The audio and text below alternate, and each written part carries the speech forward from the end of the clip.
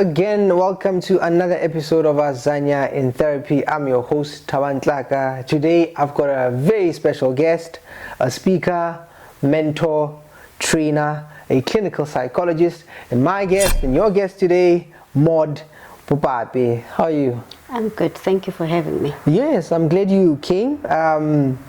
And so a little background story, how we met, so I was in university, you in university as well, my senior. I was going for my master's interviews. I asked you for some tips, you gave me some tips, and lo and behold, I made it through. Many years later, we're sitting here. It has come full circle, and I'm just happy that you are here with me today. And the tips worked. Yeah, they work. They work. And somebody said I nearly didn't make it. What a tragedy it would have been, But so I mean, I did contact you saying I would like to have you on the platform. We talked through a few topics, and you thought, workplace bullying and its impact on mental health. Why that topic? Currently, I would say that, not currently, in my private practice as well as in my work context, these are the main issues that comes with the patients that we actually see. So these are, we call them trends, that we see that people come complaining about being bullied at work. And most often it is from the highest level to the low. From the lowest level, it does come as a difficult employee. Managers will speak about, I have this difficult employee that I have, but usually when it comes from top to bottom, it comes as workplace bullying. You feel bullied by most superiors, and most people feel helpless in those situations. They don't know how to manage the situation. I mean, I would agree. I find when I go to, say, hospitals, you go see, people are admitted, and you ask them, why are you here? Oh, my boss, I can't stand it, I get sick Sunday evening when I just think about Monday, And with your experience, and why do you think this becomes prevalent? Why do you think people, are being bullied at work? Do you think it's the environment? Do you think it's something that's happening now? Or it's something that's always been there, we're just becoming aware of it? It happens, I think it happens from even primary and high school. But then obviously as we all develop in different environments, the way that we're taught to interact and relate is different. But also certain environments encourage certain behaviors. And if you are used to a particular way of doing things, and it yields certain outcomes, positive or negative, then it becomes a normal pattern of existence. Now, when we come into a formal context like employment, we sign contracts, and those contracts, it means also it's also contracts of engagement. So there's an expectation of a kind of conduct that we need to present with there, and we call it professional conduct. Right. But then these are not also clearly set out as to what what is a professional conduct. We often hear it from mostly people that has gone to school that have learned ethics of interacting. With most professions, you will be taught ethics of your particular field, and these ethics govern your behavior in line with your work. But there are also minute elements that we talk about in terms of normal interactions, in the relating aspects that are not really spelled out in black and white, but largely that are governed by law, which will tell us the extremes of when did someone now go overboard in the way that they handled you, and you felt that the behavior or the conduct was unfair to you, and to what extent. And I mean, when you started, you pointed out that from a top-down approach, it might be then described as, oh, this employee is difficult, right? And from a bottom-up approach, it would be like, no, but I've got these managers that are difficult. And I find that perhaps this also happens across industries, would you say? I find that not even because we think, oh, people are being bullied in certain sectors, but I find even doctors, consultants and different industries, would you say that you experience that if we talk about this professionalism or issues around how we relate, whether somebody's being professional or bullying, do you think it's something that happens across the board, or it's specific industries and professions? Human beings are human beings. Everywhere. And in as much as we can be educated, it all boils down is that if we have all professionals, because we are leveled out. The way that we relate, the context that we come from will dictate how we're most likely going to present in the space. So it is pervasive. It goes down throughout all the different levels, whether bottom up, up down. But then often I think why we call it workplace bullying is the impact it has because of the authoritative figure. Right. If I'm a manager, I have the authority over people, and I've got responsibilities that are aligned to that.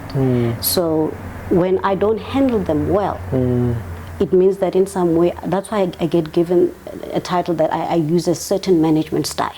So that we can determine what effect it has on the ground.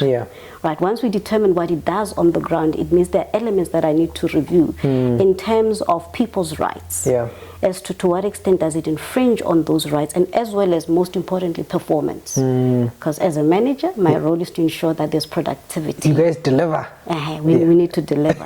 And the means that I use can be effective even if they have negative effect. Which is a beautiful point that you are, it's like a very nuanced thing, right? Because what you said now is it can bring results. It's on the from the external, we say, oh, this person is brilliant and they are doing what they're supposed to do.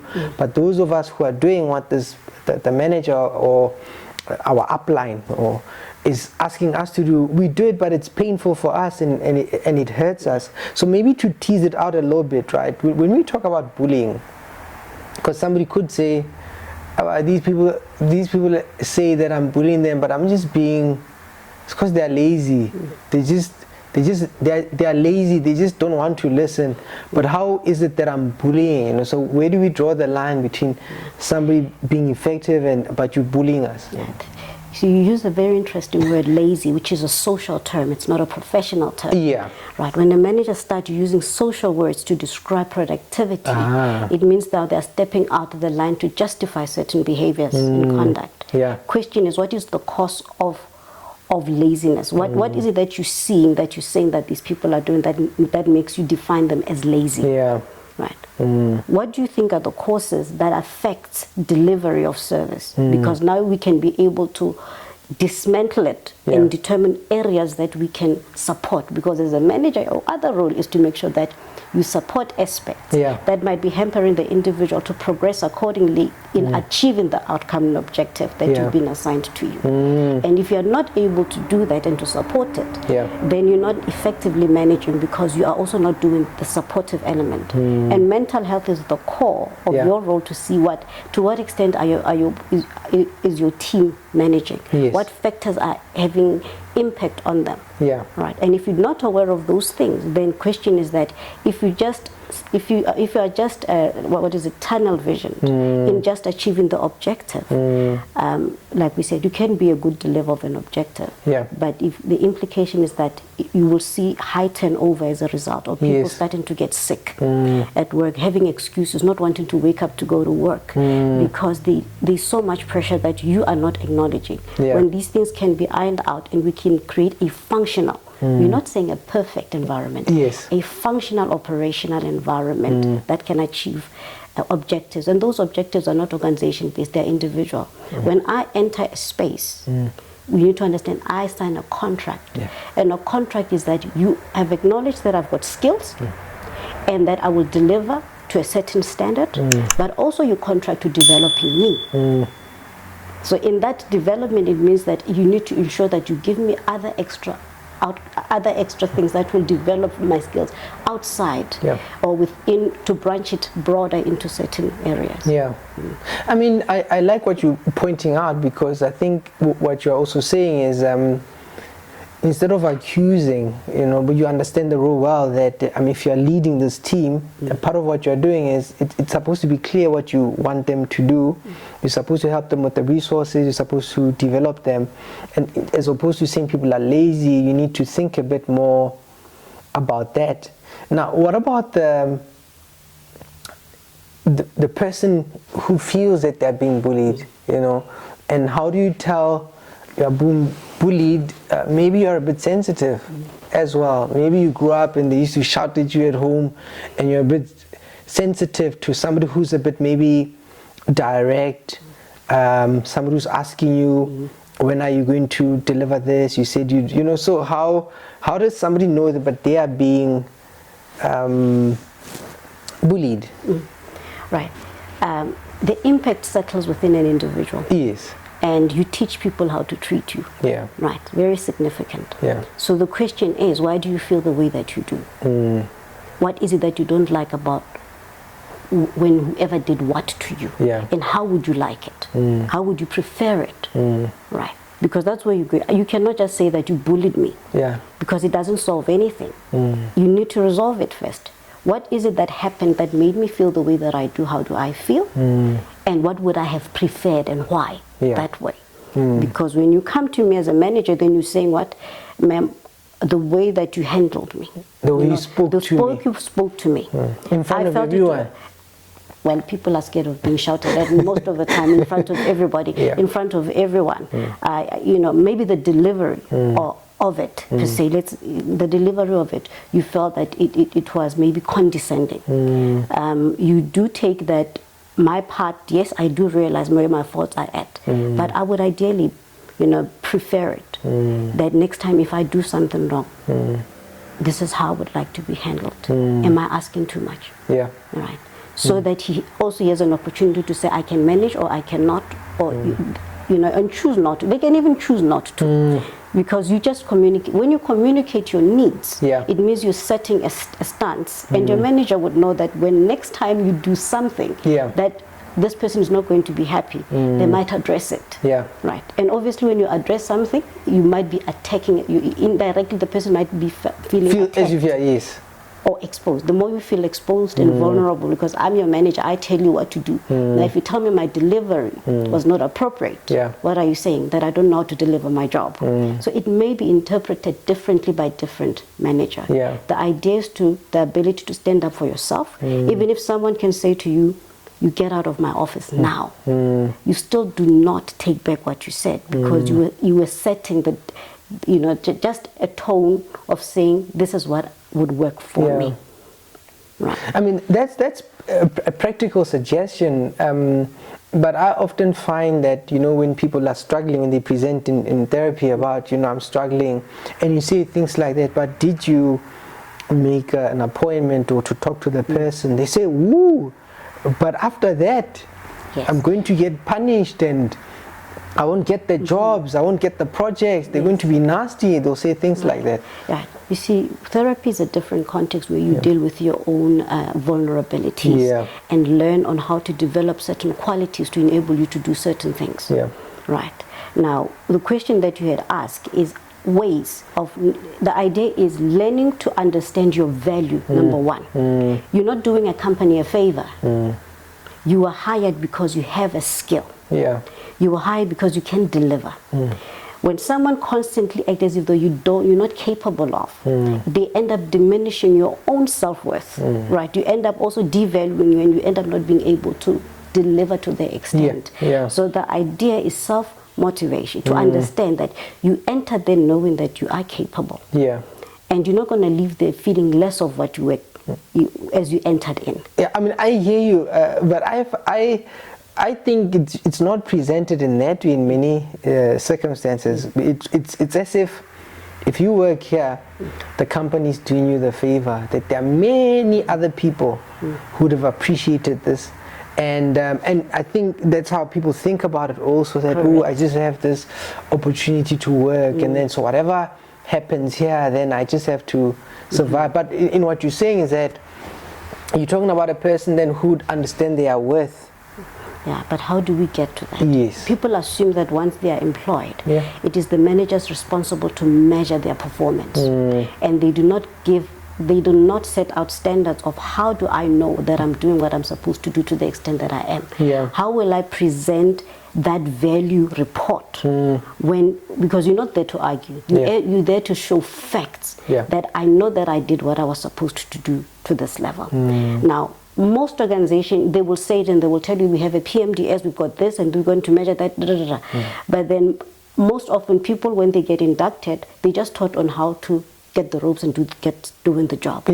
And then instruments of measurement of behaviors are not utilized effectively. And then when you go for your performance appraisal reviews, and then they will say, where's proof for that? Where's proof for that?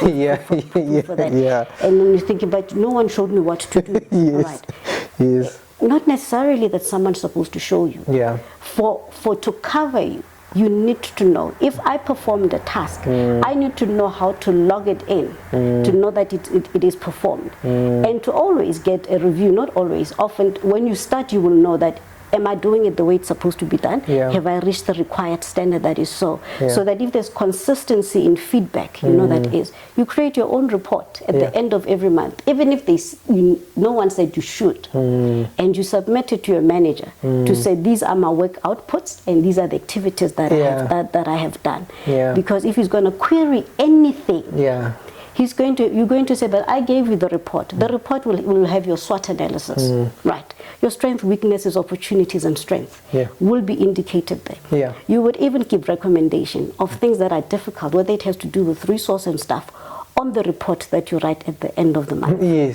That you write at the end of the month.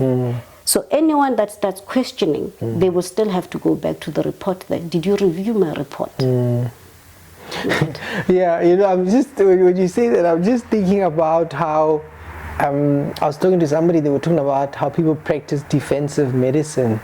Like you operate as if somebody's going to ask you, what did you do? Right? And that the way it almost sounds as if, so you have to be responsible, because one day somehow somebody might ask you to justify what it is you were doing here, what it is that we are paying for. And I wonder if that's how people think. So maybe to ask it this way, you started by talking about professionalism. You don't I used the word lazy, you said, but even when you talked about how people maybe might study ethics, so there's a particular way we behave at work.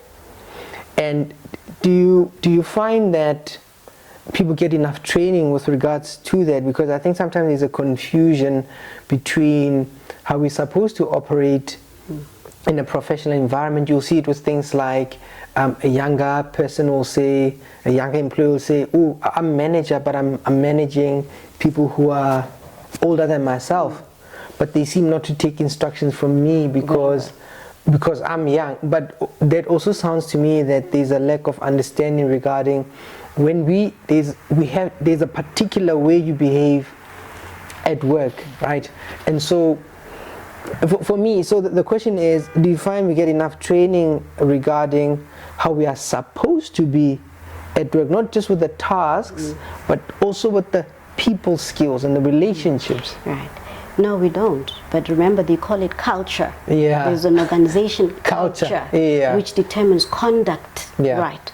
And the parameters of those extremes. It even goes with dress code. That there's different ways that organization would expect someone to present when they enter, because they represent the image of the organization itself. So yes, as part of your induction, you need to get that introduction. What are we all about? And that's the question that we often say. Let us let you know what am I all about? What is this company is all about? It is about this, it is about this. How do we treat you? Even have what you call, you get to be inducted to be part of, you've got a mold. I usually say that if you go to certain schools, you will know their student presents that way. If you go to a particular school, you will know that. So they mold them to fit the culture of that organization. But we don't necessarily get formal training as to what professional conduct is. Summoned by greater and lesser pleasures, a man decides daily between dirt and treasure. The vigilant ones only stand to fall, but brave are they that heed the call fight. Persistently superior and lesser loves whisper, but safe are they that recognize danger. Victorious is the man who learns to master fire, so learn, dear sir, learn to stand for truth in fire.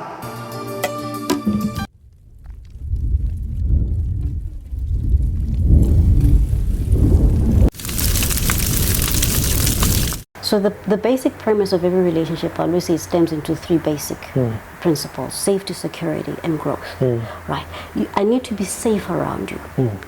Right? So to be safe, whether you're going to put measures that are physical, but also relational. Yes. Right? We're talking about your tone, your nonverbals towards me, the way that you relate to me, the way that I manage you, do I protect you? So those are basic things. Security, do I threaten you? HR, does it support you? Because often we assume that HR is supposed to be a go-between between the organization and the individual, but often we see it as for the organization. Yeah, do you feel like they are against me? Yes, you don't even feel safe to go and report things through HR because you don't feel they are for the organization. But also things like your finances, are they well taken care? Your salary, is it guaranteed, or will you go there tomorrow and find that you didn't get paid accordingly, remunerated accordingly? Growth, we're talking about, I'm not just there to deliver a service. I would also like to grow and expand. Do I have opportunities of growing further than where I'm at within the organization? And even if I choose to do so outside, it should not be seen as an offense against the organization. Now that we did this for you, you are betraying us. You are betraying us. You're taking all that. You're stabbing us in the back. Yes, because you would not have invested if I was not going to grow in the organization. But just as well, if the time has come for me to explore a different avenue, if it's not available in your space, why should I? It should take a lot for me to want to stay there. So you should make it feasible for me to stay there. So the three elements enables you to see that this is a functional and operational relationship. And if any one of those elements is missing, then a person will feel some sense of resentment, anger, frustration. You won't feel safe and secure in the environment. And you will want to protect yourself in some way or the other, or to exit. Makes sense. And people very often exit. People leave people. And maybe to go into it a little bit, right? So when people get bullied, and how does it impact on them? What typically happens to them? Their mental health, how do they get affected? Right. Remember, bullying can happen passive or it can be overt aggression. Right. So depending on how that is done, especially mostly if it's passive, it's not seen, it's not visible, it's not tangible. People will start having things like self-doubt. You start questioning your abilities. You start questioning, is there anything about you that you're doing that is not right? Is it only you that is there, or is it, you ask your friends, sometimes, do you think this person is, and the self-doubt happens, and you start also having anger and frustration. You might want to act out at the end of the day. You talk about depression happens, anxiety, because when you think of performance is related to it will be related to anxiety. It will affect your physical health as well as your relationship at home and at work with other people. So almost holistically, it can affect every avenue. Your performance, if you're studying further at school, will also be affected. Your sports, if you are doing any physical activities that are doing, so it can affect an array of things in your life. The idea is that's why it's important to always know you and understand when things are changing in your life. That's why we always encourage, I always say, when we do mental health in organizations, we often say that your colleagues should also know you, so that when they observe changes in you, they will be able to know that, or advise you as a friend, as a colleague, to say, we think you have changed, or you look different, it feels different around you. You need to go and seek assistance because this is affecting you, and this is how we're seeing it. So you start hearing people, or you're seeing people withdraw from you.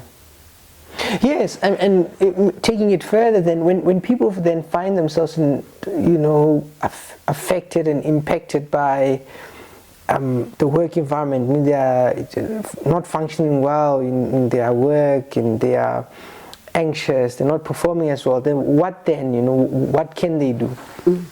Right. There are processes in the organization that you follow. Yeah. But often we say people are often afraid to utilize that. HR has got processes of complaining that you can undertake. Most organizations now, they've got wellness committees and people that can assist you, that you can go into. If it's not your direct supervisor, obviously, you can report to whoever is supervising you about a particular, whether it's a colleague or whoever that is affected. But often, if nothing happens in there, people do not want to be part of unions. But you also need to create protective mechanisms for you, because you never know a season that will happen where you will need external support, right?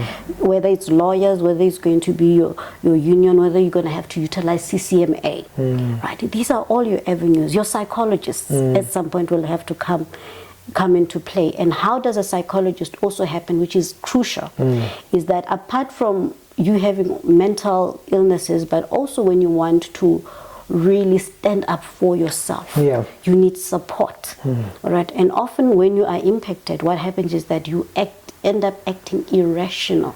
So when you see a psychologist, they provide you an environment where you are going to have a cathartic space where you will actually think your process through and understand why you are undertaking a particular process and what's your intention. What would you like to achieve? Once you've set the objective, you are able to keep yourself in line within that therapeutic space. Containment. Because if you if you're choosing to take on the organization or an individual, and especially if it's a powerful individual in the organization, it means that there's going to be many other factors that are going to impinge on you. And they might end up making you lose your mind even the more. And then you get a label, angry. Exactly. Angry, and remember, conduct also, especially if it's in line with your superior. When you are impacted, you're most likely going to also be probably overtly aggressive or extremely passive aggressive, right? And what is it called within a work context? Then you either being defiant or you are insubordinate. It's called insubordination. Here comes the hearings. Then you charged for things like that, and they escalate. And now it has now presented you as the bad person, right? So you're no longer the one that's a victim anymore. So it shifts because there's proof that you are now being a disobedient employee that is defiant to authority, does not comply with rules and regulations, and. Right. So support is very significant. And at some point, it might even have to extend to your family because you affect them, and they might need to know what is happening so that they're able to also stand in one accord with your journey. You know, when you said that support with your family, I remember, I won't name the hospital, there was a particular supervisor there, very strict, abrasive. It didn't treat the junior doctors well. But one day the husband of one of the doctors actually came to confront the supervisor, because this person was tired of their partner always coming home upset, crying, and the person just came to say, you're not going to do this, you know. So when you say where the psychologist comes in, you know, at least you can process so that when you do address the issues, it's not in an extreme manner. And what about the people who are bullying, you know? What are your thoughts around that? What do you wish they knew, or things they should think about? A bully, especially if it's an authority figure, the behavior has often been encouraged, right? So we enabled it because people comply with it, and people don't complain, and there's no record of what is there. It is, and if it has worked for them, why would they think that they need to do something about it? They would not do anything about it, unless once it starts showing that it impacts on their careers, for example. because it can only reflect it if people have complained and there's a record of it and there's measures that have been taken to it to say. Now there's trend and tendencies. In your department, there's always people that resigns. There's people that are always sick, right? So HR record, when they go to the wellness committee, is supposed to show things like that. When it comes to whoever's department, in this department, trends and tendencies, so many absenteeism, turnover, blah, blah, blah, blah, blah, blah. What does that reflect? Now, sometimes we need to realize it might be, this now reflects on the management of the person. People coming in late, people coming in, leaving earlier, people taking longer lunches and stuff like that, can reflect on the nature of the management that is there. So only then would they start being aware that the way that they do is not in line, first with the organization culture, in as much as it can yield outcome. And yes, remember, a manager always has another manager. So they don't just account to themselves, they account to somebody. That's why we also have to now skip that line, go to the manager to also make them aware of the impact. So it becomes that manager's responsibility to put the manager in line or inform them about the impact of their behavior on that space, and to send them to appropriate courses where they can learn on how to modify. We're not saying change, right? People think when we say you're a bully, we say, no, there's different ways of managing. Personalities are different, but we need to mold them accordingly so that they're effective and efficient to deliver a healthy working environment. I like that, and what I like about what you're saying, I mean, the line that comes through for me is there's a particular way of behaving at work, and I think people struggle because they don't have that information. Very often people don't know what to do. It just feels as if, well, what's the point, you know? But what you are pointing towards, for example, with the when you say, but there's a record, you know, there are trends, there are tendencies, but that means somebody must do something about it, as opposed to becoming despondent. You know, instead of working, here you are trying to apply to different companies, and people don't know.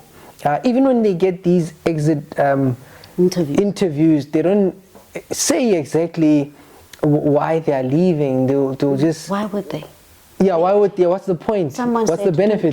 Do not burn your bridges. And if I leave because I'm still very angry, what I'm going to say is going to come out extremely raw.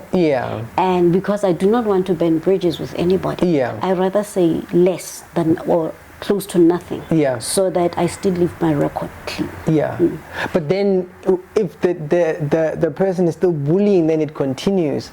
I think the important thing for me is that we shouldn't encourage behavior like that, that if there's something like that, or if you feel hard done by, then something should be done. What about in spaces where people feel, but I could say something, but my immediate person, or the person who's bullying me, is friends with the founder, or friends with HR, or, you know, people, there's no way, you know, there's nothing I can't navigate the space. As we said when we started, is that anyone can be a friend of anybody, as long as you've created your own process of self-accountability. You are able to stand up for any issues. That's why I say that even if it means you have to go externally, if the environment does not feel safe, and you are willing to go to that extreme, if not, your extreme can be finding another job elsewhere. But when you choose to stand up for yourself, you must have evidence that is there, and understand that it's going to be an emotional roller coaster if you take on that kind of a relationship where your manager is a friend of your manager, and they are not objective in terms of management, because people, when they are friends, often they lose their objectivity. They do each other favors at the expense of other people. Maybe two more things, then we can leave it there, you know, because this is very informative. The issue of and so I wanted to, maybe I'll ask the two questions, you'll see which you'll tackle first. So the one is of, say, loss, right? Because to me, it almost seems that sometimes to stand up for yourself is equivalent to, I'm going to actually lose my job, because whoever, maybe the person is the owner of it, it's a small company, and you know, with experience that last time somebody said something or they just disagreed with this person and they were done with. And so my question becomes, if somebody feels I'm going to stand up for myself, but the cost might be I'm going to get fired, do you think that's what somebody should choose, or it depends on whether this affects their livelihood, their bread, how do you should a person get to a point where they are okay with just leaving? You make your own value judgment of what is worth it for me. Yeah. Right. So that's why when you I use a very simple, casual language. So when you choose to tackle and stand up for yourself, it will come with pros and cons. Yeah. You make those measurements to say how far am I willing to take this? Am I willing to lose my job? Am I willing to lose my relationship with somebody? So that value judgment has to be there. You're not going to win everything. Yeah. But make value judgment on the space as to what that's why what is your intention? Yeah. Would your point be made at the end of the day to say this is not a ground where you're going to just walk on easy on? Or what are you trying to say? Yeah. Are you going to say, I want the organization to start taking people's lives seriously? And this should be the first case where they would know that next time with somebody, they should do it differently. So your objective, must be clear to what is it that you're trying to achieve. Yeah. And you make value judgment, and then you take your journey. Clear enough. The second thing was, do you see differences in how men and women deal with these issues at work?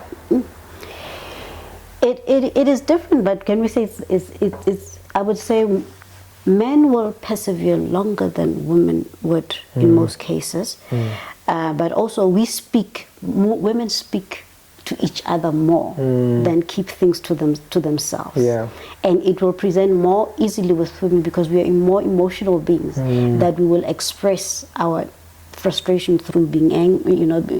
We cry easily, we present it, so it gets to be seen very quickly. We will seek assistance very quickly. We'll see a social worker or a psychologist very quickly. The impact is exactly the same, but the time frame would actually but slightly differ, because I would say and this might sound inappropriate to say that for men, work is often play. Right? We're there to make means. We're there to work. We still want to thrive, but the way that we interpret it for ourselves is different. So when a situation is challenging for men, they will say that I need to just overcome it and work through it. Everyone has gone through this. This manager has been here for a long time. So if other people have managed it, then I can also do the same. We're more like this is not right. People should not be treated like that. Change must happen, and we feel that this is not fair. That's how things are supposed to be. But I think that's why it makes an environment good to have both masculine and feminine aspects, because we need to come to a middle ground to say what is really mostly acceptable and what is more functional for this organization, because we have to coexist. No, that's wonderful insights. I mean, any last thoughts? You are your own boss. It might not sound true when you feel that you lack and you need the space to survive. But you must first be in charge within yourself to understand that if something is yours, it will always stay with you. But if it's not meant to be, it will easily go. But needless to say, you need to always be cognizant that you need to be responsible, accountable at all times. Beautiful, beautiful. I think it's a beautiful place to stop it. Thank you very much. You're welcome.